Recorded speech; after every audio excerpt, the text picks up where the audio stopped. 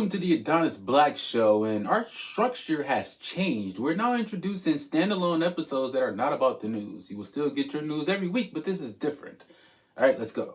They say she's too loud, too radical, too young, too Latina, too everything. But what if the reason they hate AOC isn't what she says, but what she represents? This is the Adonis Black Show, the only news show where we laugh to keep from crying. Well, not just news now, but today we're asking why Alexandria Ocasio-Cortez triggers so many fragile egos in suits. The strength of our country is not just measured by the height of our best days. It's also about who's there for us on our worst day.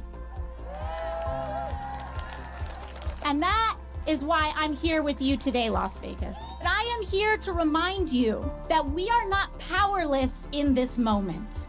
People are starting to put the pieces together because the billionaire and the elite class derives their power from dividing working people apart.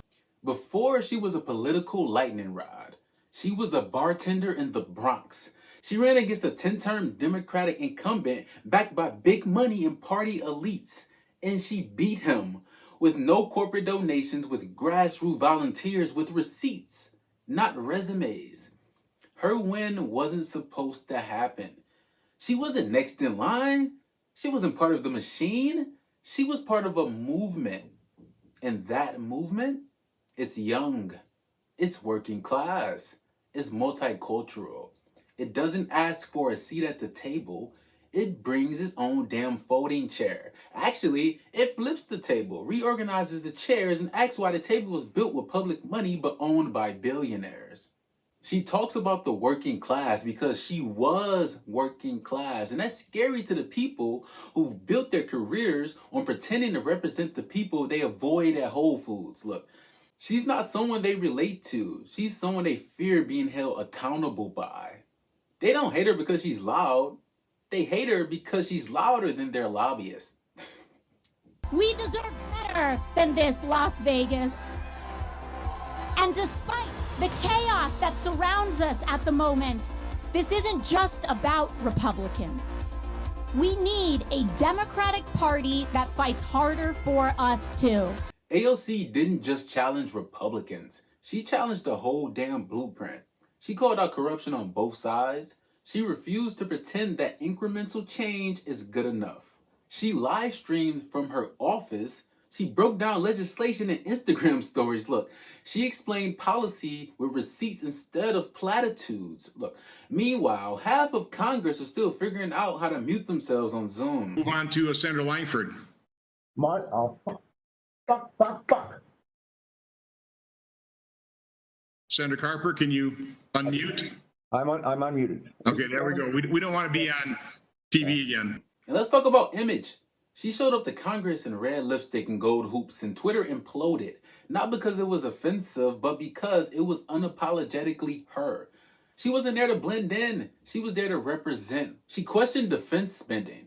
She questioned corporate influence. She had the audacity to ask why billionaires exist at all. That's not performative, yo. That's structural critique. And that scares the hell out of people who also benefit from the structure.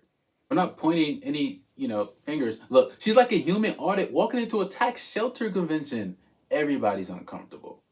But what that means is that we, as a community, must choose and vote for Democrats and elected officials who know how to stand for the working class. When they call her angry, ungrateful, out of control, that's not political commentary.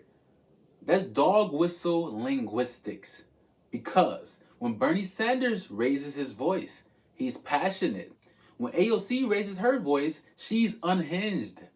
She challenges patriarchy by showing up smart, unbothered, and prepared. She challenges racism just by being in the room, making sense, and refusing to shrink. The rage toward her isn't about one policy. It's about power. Because nothing upsets the fragile status quo more than a young woman of color who knows exactly what she's talking about. And worse, has the charisma to make other people listen. And let's be real, she's had to deal with death threats, stalkers, media obsession, and politicians questioning her citizenship. And she's still here, still showing up, still pressing record, still making Mitch McConnell sweat through his flag pin. She's not angry. She just got Wi-Fi in a spine. AOC represents the political moment the establishment can't predict or control. She built her platform by building community, not corporate networks. Our power comes from remaining focused, together, and building a movement where there is a place for everyone. She helped form the Squad, a group of progressive women of color challenging everything from ICE raids to defense budgets. And every time they propose something bold, they're called socialists, like it's a slur. But guess what? Their ideas poll better than Congress does. Listen, AOC is not just a symbol. She's a strategist. She brings legislation. She brings pressure. And even when it doesn't pass, she shifts the narrative. She's not there to be palatable. She's there to be powerful. Do you know what we're here for? You know we're here about AG. I don't think you know what you're here for. Well, you the one talking about. I think your fake eyelashes are messing up. No, what you're ain't reading. nothing. Hold on. Listen. Order. Mr. Chairman, That's beneath would even you order. please regain Order. order of your committee? Order. Mr. I do have a point of order, and I would like to move to take down Ms. Green's words.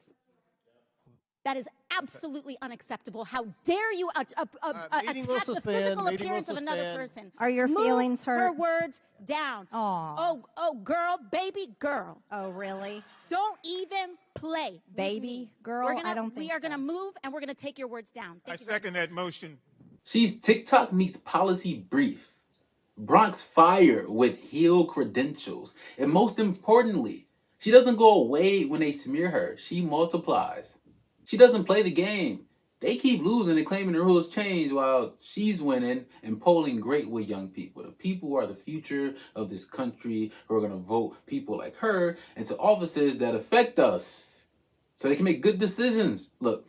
And Donald Trump sees the immense pressure that working people are under. But his answer is to create an America where every man is for themselves. The right loves to turn her into a cartoon villain. They clip her speeches, edit her quotes, and run entire segments mocking her Instagram lives.